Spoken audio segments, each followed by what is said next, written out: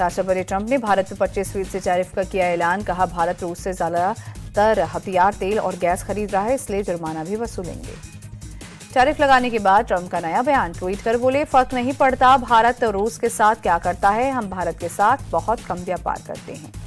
America ने भारत की 6 कंपनियों पर लगाया प्रतिबंध। ईरान से तेल खरीदने के चलते बैन लगाया।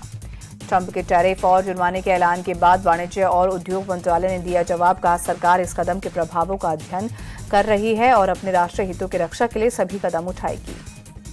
कांग्रेस सांसद जयराम रमेश ने कसा तंज। कहा, तारीफ ही तारीफ में टैरिफ लग गया, हमें दोस्ती से क्या मिला, देश के लिए ये बहुत बड़ा धक्का है। कांग्रेस सांसद दिग्विजय सिंह ने टैरिफ को बताया ट्रंप का राजनीतिक हथियार। कहा, टैरिफ का इस्तेमाल करके सभी देश को धमका रहे हैं, पीएम मोदी को इस पर ध्यान देना चाहिए।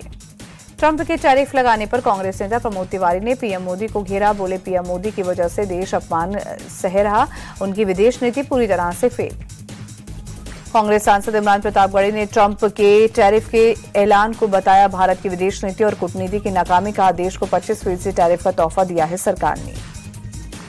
ट्रंप के टैरिफ पर अखिलेश यादव बोले, सरकार 11 साल से दोस्ती करती रही और आज हमें ये देखने को मिल रहा है कि शुरुआत है बुरे दिन की। ट्रंप के 25% टैरिफ लगाने पर सपा नेता रामगोपाल यादव बोले, ट्रंप के इस फैसले के बाद भारत को अब नए सिरे से सोचना होगा।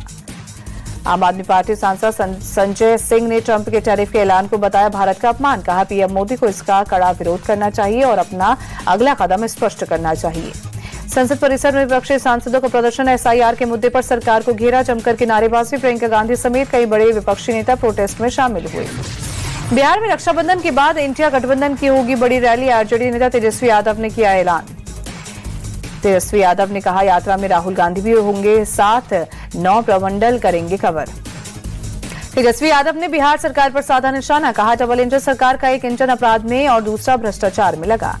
दिल्ली के गाजीपुर इलाके में विकास नाम के युवक की हत्या। पुलिस ने आरोपी सलमान और उसके साथी को गिरफ्तार किया। 2 दिन पहले हुआ था सलमान विकास के बीच झगड़ा। यूपी के हापुड़ में हाईवे पर एक कार अचानक हुई बेकाबू। एक के बाद एक सड़क किनारे खड़ी 3 गाड़ियों से टकराई। हादसे में 4 लोग घायल। कानपुर में पुलिस की बदमाशों से मुठभेड़। 3 लुटेरों को दबोचा। एक के पैर में लगी गोली। ज्वेलर्स की लूट का सामान बरामद। यूपी के सयाना हिंसा केस में एडीजे 12 कोर्ट बड़ा फैसला। इंस्पेक्टर सुबोध सिंह के 5 हत्यारे दोषी करार। यूपी के निठारी हत्याकांड में एससी का बड़ा फैसला। आरोपी सुरेंद्र कोहली की जमानत को चुनौती देने वाली 14 याचिकाएं खारिज। मध्य प्रदेश में ड्रग माफिया मछली परिवार का अवैध साम्राज्य ध्वस्त। 100 करोड़ से ज्यादा की संपत्ति पर चला बुलडोजर। प्रशासन ने खाली करवाई 6 जगह। कारखाना, फार्म हाउस, वेयर हाउस किया गया जमींदोज। मछली परिवार ने सरकारी जमीन पर कर रखा था अवैध कब्जा। निगम ने कई बार जारी किया था नोटिस। बुलडोजर एक्शन पर बोले एमपी के मंत्री विश्वास सारंग, जो गलत करेगा उसे छोड़ा नहीं जाएगा। छत्तीसगढ़ के सुकमा में सुरक्षा बलों को कामयाबी। 5 लाख का इनामी नक्सली मारा गया। बड़े पैमाने पर हथियार बरामद। असम के ओरियम घाट में जिला प्रशासन की कार्रवाई। विजयपुर में दूसरे दिन भी बेदखली अभियान चलाया। जयपुर नेशनल यूनिवर्सिटी पर आईटी का छापा। ग्रुप संचालक संदीप बख्शी के ठिकानों पर रेड।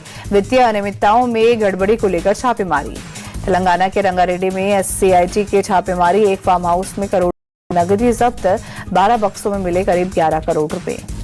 बिहार के कटिहार में स्कूल प्रशासन की लापरवाही। सोते बच्चे को बंद करके क्लास का लगाया ताला। निकलने की कोशिश में खिड़की में फंसी बच्चे की गर्दन। बिहार के जहानाबाद में चौंकाने वाला मामला। सैमसंग नाम के आवेदक ने इनकम सर्टिफिकेट बनाने के लिए ऑनलाइन अप्लाई किया। पिता का नाम आईफोन लिखा था। दिल्ली में बारिश के बाद खुली सफदरजंग अस्पताल की व्यवस्था की पोल। इमरजेंसी की तरफ जाने वाली गैलरी में छत से पानी टपकता आया नजर। सफदरजंग अस्पताल के बाहर भी बारिश के बाद हुआ जलजमाव। मरीजों के अस्पताल पहुंचने में हुई मुश्किल। गाजियाबाद में बारिश से हालात बिगड़े। सुशांत एक्वा कॉलेज सोसाइटी में देर रात बड़ा हादसा हुआ। जलजमाव भराव के चलते बेसमेंट धंसा। कई गाड़ियां क्षतिग्रस्त हुई। यूपी के प्रयागराज में भारी बारिश के बाद गंगा और यमुना का जलस्तर खतरे के निशान के करीब पहुंचा। बाढ़ जैसी स्थिति बनी। राजस्थान के बारा में मूसलाधार बारिश से बाढ़ जैसे हालात। रिहायशी इलाकों में भरा पानी। कलेक्टर और एसपी ने बाढ़ प्रभावित क्षेत्रों का किया दौरा। भारी बारिश से NH-27 पर लैंडस्लाइड। सड़क पर आया मलबा। हाईवे को किया गया 1 वे। राजस्थान के कोटा में भारी बारिश और बाढ़ ने मचाई तबाही। रिहायशी इलाकों में मकान की निचली मंजिलों में भरा पानी। छतों पर रहने को मजबूर हुए लोग। कोटा में एसडीआरएफ और एनडीआरएफ की टीम बोट की मदद से लोगों को रेस्क्यू करने में जुटी। कोटा के डीएम ने लिया बाढ़ के हालात का जायजा। राजस्थान के टोंक में भारी बारिश के बाद डैम ओवरफ्लो होने से आई बाढ़। रिहायशी इलाकों में घरों और दुकानों में भरा पानी। राजस्थान के 6 जिलों में बारिश का रेड अलर्ट, 11 जिलों में ऑरेंज और येलो अलर्ट जारी किया गया, 14 जिलों में स्कूलों में की गई छुट्टी। एमपी के शिवपुरी में सेना ने 27 स्कूली बच्चों को बोट से किया रेस्क्यू। सिंध नदी में अचानक आई बाढ़ के बाद 30 घंटे से फंसे हुए थे बच्चे। सेना के जवानों ने कई गांवों के लोगों को भी बोट से किया रेस्क्यू। मौसम खराब होने की वजह से हेलीकॉप्टर से एयरलिफ्ट करने में आ रही है मुश्किल। पटना में मूसलाधार बारिश से फजीहत, गर्दनी बाग इलाके के अस्पताल में घुसा पानी। कई वार्ड्स में पानी भरने से मरीजों की परेशानी बढ़ी। पहलगाम और भगवती नगर बेस कैंप से अमरनाथ यात्रा सस्पेंड, खराब मौसम के चलते प्रशासन ने लिया फैसला। अप्रैल जून तिमाही में देश में स्मार्टफोन की बिक्री 8% बढ़ी। कीमत के हिसाब से 18% की ग्रोथ, 20% हिस्सेदारी के साथ वीवो टॉप पर रहा। देश की सबसे बड़ी एयरलाइन इंडिगो का सालाना आधार पर मुनाफा 21% घटा। पहली तिमाही में 2161 करोड़ रुपए का रहा शुद्ध लाभ।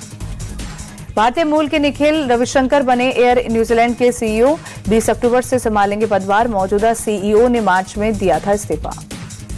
इटली के डोर टुक मेकर कंपनी इवेको को खरीदेगी टाटा मोटर। 39,245 करोड़ में हो सकता है सौदा। कमर्शियल व्हीकल बिजनेस होगा मजबूत।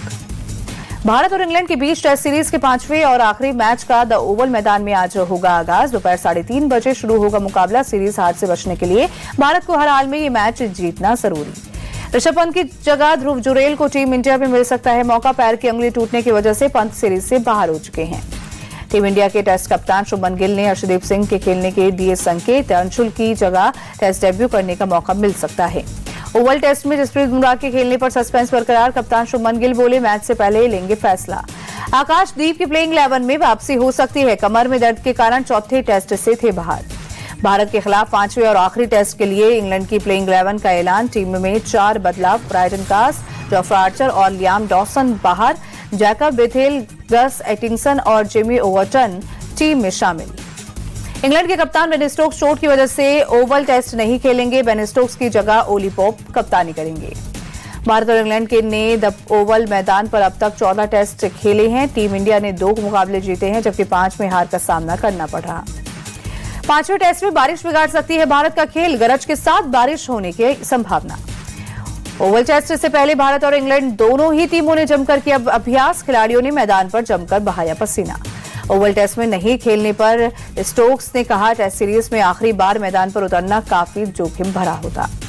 शुभमन गिल ने ओवल के मुख्य क्यूरेटर ली फोर्टिस से बहस मामले में गौतम गंभीर का किया बचाव। कहा, कोच के पास पिच को देखने का पूरा अधिकार।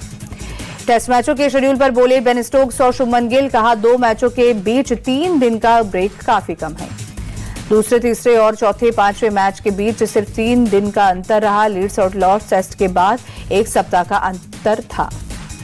प्रियांश आर्य ने श्रेयस अय्यर की जमकर तारीफ की। कहा, श्रेयस को क्रिकेट के सर्वश्रेष्ठ खिलाड़ियों में से एक मानता हूं। भारत के अभिषेक शर्मा आईसीसी रैंकिंग में T20 के नंबर 1 बैटर बने। विराट कोहली और सूर्य कुमार यादव के बाद नंबर 1 पोजीशन पर पहुंचने वाले तीसरे भारतीय बल्लेबाज बने। ऑस्ट्रेलिया अंडर 19 के खिलाफ 3 वनडे और 2 यू टेस्ट मैच खेलेगी भारतीय टीम। बीसीसीआई ने किया टीम का ऐलान। वर्ल्ड विमेन टेस्ट चैंपियनशिप खिताब जीतने वाली दिव्या देशमुख नागपुर लौटी। एयरपोर्ट पर भव्य स्वागत हुआ। परिवार की बड़ी संख्या में फैंस भी रहे मौजूद। दिव्या देशमुख ने अपनी बड़ी जीत का श्रेय अपने परिवार और पहले कोच राहुल जोशी को दिया। 2 अगस्त को सीएम फडणवीस और केंद्रीय मंत्री गडकरी करेंगे सम्मानित। लक्ष्य, आयुष, तरुण और रक्षिता मकाऊ ओपन के दूसरे दौर में पहुंचे। लक्ष्य ने कोरिया के जियोन जिन को हराया।